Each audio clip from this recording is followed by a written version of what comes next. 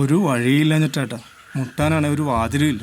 നിനക്കിഞ്ഞൊരു മുട്ടുണ്ടാവില്ല, പക്ഷേ നീ അതിന് കുറച്ച് കാര്യങ്ങൾ ചെയ്യേണ്ടി വരും. അതിനിപ്പോ ഞാനെന്ത് ചെയ്യണം? എടാ, എന്റെ ലോഡ്ജിൽ താമസിക്കുന്നത് സിനിമാക്കാരാ. അത് ഇന്ന് വരെ ആരോടും ഞാൻ പറഞ്ഞിട്ടില്ല. അവരോട് വേഷമാർ താമസിക്കുന്നവരാ. അവരുടെ മെയിൻ ലൊക്കേഷനും എന്റെ ലോഡ്ജ് തന്നെയാണ്. നീ അവർക്ക് ചെറിയ ചെറിയ കാര്യങ്ങൾ ചെയ്തു കൊടുക്കും. അപ്പൊ അവർക്ക് നിന്നോടൊരു ഇൻസ്പിറേഷൻ ഉണ്ടാവും, ഒരു മതിപ്പുണ്ടാവും. അവരുടെ കൂടെ അങ്ങോട്ട് ഒട്ടി നിൽക്കുക, മനസ്സിലായ? പിന്നെ നിന്റെ സമയം തെളിഞ്ഞു മുകേഷ്. നീ ആരാ പിന്നെ? ആരാ? ആരാ? മലയാള സിനിമയുടെ പുതിയ മുകേഷാണ്. മുകേഷ്.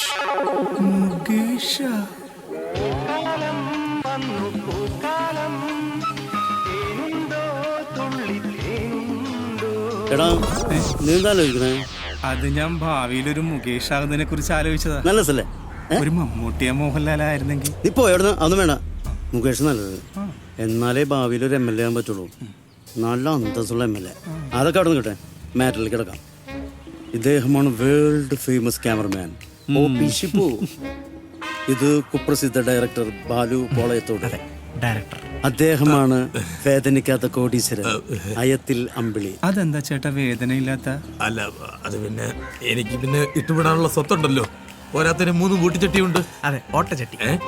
അല്ല, അങ്ങനെയല്ല, സാറിന്റെ ബോട്ട് ചട്ടിയെ കുറിച്ച് നമുക്ക് നല്ല ധാരണ ഉണ്ടെന്ന് പറഞ്ഞാണ്. അല്ല, നമുക്ക് ഇവന് പറ്റിയൊരു വേഷം കൊടുക്കണ്ടേ? ക്യാമറമാനോ? അവന്റെ ലുക്ക് ഒന്ന് നോക്കൂ. നോക്കൂ.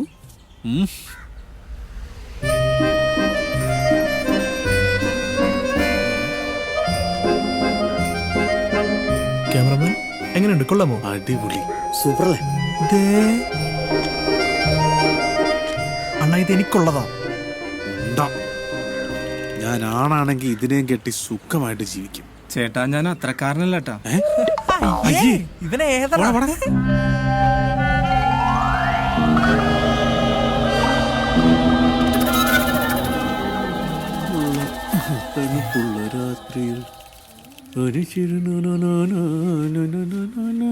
എങ്ങോട്ടാണ് രാവിലെ തന്നെ? ഇന്നലെ സ്വപ്നത്തിൽ അമ്മ വന്നായിരുന്നു. ആരുടെ? ആരമ്മേലടാ, അമ്മ മഹാമായ. ഈടായിട്ട് ഒട്ടും അമ്പലത്തിൽ പോക്കില്ല. അമ്മ ആകെ കോപിച്ചിരിക്കുക. ഇന്ന് ഏതായാലും അമ്പലത്തിൽ പോണം. സത്യം പറ, നിങ്ങളുടെ അമ്മ മഹമായ അവളല്ലേ? അതാടാ. എന്തേ? ഞാൻ ഒരു 100 പ്രാവശ്യം പറഞ്ഞിട്ടുള്ള അവൾ എന്റെയാന്ന്. 100 പ്രാവശ്യം. അയ്യടാ, ഒന്ന് പോടാന്ന്. എന്റെയാണ് പോലും. അണ്ണനറിയോ, ഞാൻ ഇന്നലെ കൂടെ അവളെ സ്വപ്നം കണ്ടേ ഉള്ളൂ. എന്ത്? ഞങ്ങളുടെ കല്യാണം കഴിഞ്ഞു, ഞങ്ങൾക്ക് ഒരു കുഞ്ഞുണ്ടായി. കുഞ്ഞിന്റെ പേരെന്താ അറിയോ? എന്തോന്ന്? ഷിബു. ഷിബു ഓപ്പി. പേരിലൊക്കെ ഓക്കെ, പക്ഷെ കൊച്ചിന് തന്ത ഞാനായിരിക്കും. അതങ്ങ് പരപ്പരങ്ങാടിച്ചെന്ന് പറഞ്ഞാ മതി. അയ്യോ, എന്തുന്നാടത്? കന്നിമാസത്തിൽ കൊടിച്ചു പട്ടികളുടെ പോലെ. ഇയാളോട് ഞാൻ പറഞ്ഞിട്ടുണ്ട്, അവളില്ലാത്തൊരു ജീവിതം എനിക്കില്ലെന്ന്. എന്നാലേ നീ ചാവാൻ തയ്യാറായിക്കോ. അവൾ എനിക്കുള്ള. അങ്ങനെ ഞാൻ ഒറ്റയ്ക്ക് ചാവത്തില്ല, തന്നെ കൊല്ലും. ഒന്ന് നിർത്തലാണ്. എന്നാ നീ പറ. അത്രയ്ക്ക് ബുദ്ധി ഉണ്ടായിരുന്ന അങ്ങനെ അടിമയായിട്ട് ഞാനും എടുക്കോ? പറ്റിയൊരാളുണ്ട്. അതെ, ആ പറഞ്ഞ പ്രശ്നപരിഹാരി നോമാണ്. പറയൂ, എന്താണ് പ്രശ്നം? എന്താ ഈ പോക്കെയാണ് പ്രശ്നം, പേടിക്കണ്ട. അത് സ്വാമി കുന്തിരിക്കുമ്പോ വയ്ക്കുന്നതാണ്. സ്വാമിയല്ല, പ്രൊഫസർ. പ്രൊഫസർ. ഓ, മടിക്കണ്ട, പറഞ്ഞോളൂ, എന്താ പ്രശ്നം? ജീവിതത്തിൽ ഒരു ഉയർച്ചയും ഇല്ല ഡോക്ടറെ. അത്രേ ഉള്ളൂ? അതിനൊരു വഴിയുണ്ട്. ഇതാണ് ഗതി നിർവാതി ലേഹ്യം. ഇത് കഴിച്ചാൽ ശരിയാവൂ? ഇതൊരു പ്രാവശ്യം കഴിച്ചാൽ പിന്നെ കഴിക്കേണ്ടി വരികേയില്ല. അതെന്താ? അപ്പ തീരും. നിങ്ങൾ തീരുന്നല്ല, അസുഖം തീരും. ഇതൊരു പ്രാവശ്യം കഴിക്കുമ്പോ ഇത് നിങ്ങളുടെ ഉറക്കം കെടുത്തു. പിന്നെ നിങ്ങൾ ആരും സഞ്ചരിക്കാത്ത വഴികളിലൂടെ ഇങ്ങനെ സഞ്ചരിക്കാൻ തുടങ്ങും, ഒരു ഭ്രാന്തനെ പോലെ. അതെ, ഒരു കാമഭ്രാന്തനെ പോലെ. ഇത് കഴിച്ചാ എല്ലാം ശരിയാവോ ഡോക്ടറെ? ഈ സഞ്ജയന്റെ അടുത്തല്ല വന്നിരിക്കുന്നത്, എല്ലാം ശരിയാവും.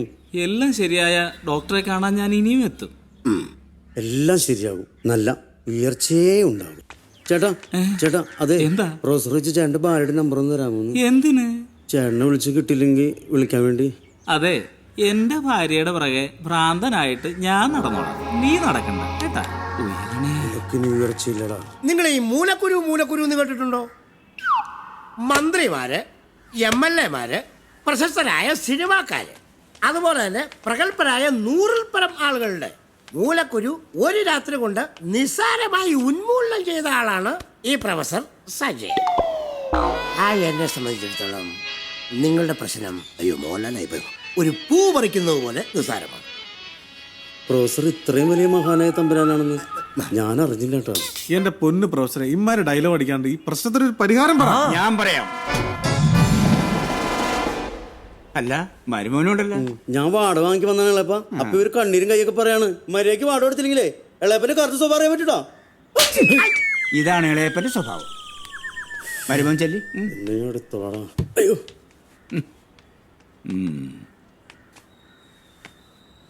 അപ്പൊ മക്കള് പോയാ വാടക എടുത്തോണ്ട് പോവാ.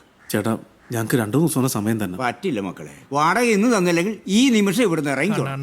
പൊന്നെണ്ണ അണ്ണനെ ഞങ്ങള് സ്വന്തം എണ്ണ പോലല്ല കാണുന്നത്. ഒന്ന് അണ്ണ കൂതറ വർത്താനം പറയിപ്പിക്കരുത്. പോയി കാശ് എടുത്തോണ്ട് വാടാ. അയ്യോ ഇതെന്നാ പരിപാടിയാ? കൃത്യസമയത്ത് നിങ്ങൾക്ക് വാടക കൊടുക്കാൻ മേലേ? അവർ തരുവണ്ണ, പേടിക്കണ്ട. അവർ തന്നിട്ട് ഞാനേറ്റു. ആ ഇവരെ 2 മാസത്തെ വാടക തരാനുണ്ട്. ആണോ? നീ 4 മാസത്തെ. നാറി ഡോക്ടറിന്റെ ബോർഡും വെച്ചിരിക്കുന്നു. ഡോക്ടറല്ല പ്രൊഫസർ. എന്തുകൊണ്ടായാലും നിനക്ക് നാണം ഉണ്ടോടെ നാറി? ഇല്ല. ആ കാശ് ഞങ്ങൾ 2 ദിവസത്തിന് തരാണ്ണ. 2 ദിവസം 2 ദിവസം കഴിഞ്ഞ് കാശ് കിട്ടും. തരും, തന്നിരിക്കും. അപ്പൊ ഡാക്ടറിന്റെ എങ്ങനെ? ചില ഡൈറ്റാ. ഒരു കുഴമ്പെടുത്ത് ഒഴിച്ചാ മതി. ഞാൻ ഒരു 2-3 ദിവസത്തിനുള്ള ഉണ്ടാക്കി തരാം. ശിശു കഷ്ടപ്പെടണ്ട.